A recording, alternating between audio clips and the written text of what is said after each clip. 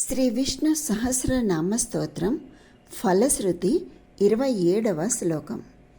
ఈశ్వరౌవాచ శ్రీరామ రామ రామేతి రమే రామే మనోరమే సహస్రనామ తత్తుల్యం రామనామ వరాననే శ్రీరామనామ వరానన ఓం నమ ఇతి. ఇందులో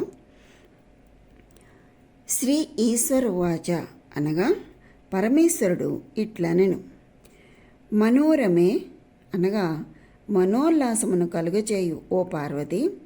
శ్రీరామ రామ రామేతి అనగా శ్రీరామ రామ రామ అనుచు రామే అనగా రామునియందు రమే అంటే మనసు నిలిపి ఆనందింతురు. వరాననే కనుక వరాననే ఓ సుందరి. రామనామ అనగా రామనామము సహస్రనామ తత్తుల్యం అనగా విష్ణు సహస్రనామముతో తుల్యమైనది అని.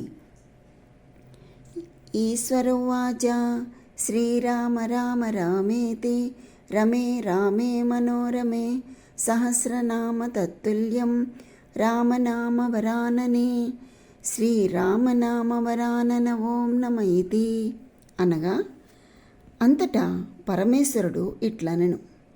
మనోల్లాసమును కలుగచేయు ఓ పార్వతి. పండితులు సూక్ష్మముగా శ్రీరామ రామ రామ అనుచు ఆనందించెదరు. కనుక ఓ సుందరి, రామనామము విష్ణు సహస్రనామముతో తుల్యమైనది అనగా సమానమైనది. అంటే శరీర ఆరోగ్యము సహకరించనప్పుడు, సమయము దుర్లభమగునప్పుడు, అటువంటి సమయాలలో మాత్రమే ఇట్టి సూక్ష్మ ఉపాయములను ప్రయోగింపనగునని భావము. అనగా ఈశ్వరుడు ఈ విధముగా పలుకుతున్నాడు. ఏమనంటే, సుందరవదన, శ్రీరామ రామ అని మనోహరుడైన రాముని యందే నేను రమిస్తున్నాను.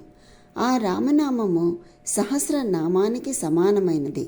అంటే శ్రీరామ రామ రామ అని రామనామమును ధ్యానించవలెను.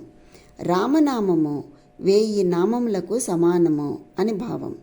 శ్రీరామనామ వరానన ఓం నమ ఇతి అంటే, ఓ చారువదన, ఆ రామనామమే సహస్రనామానికి సమానం.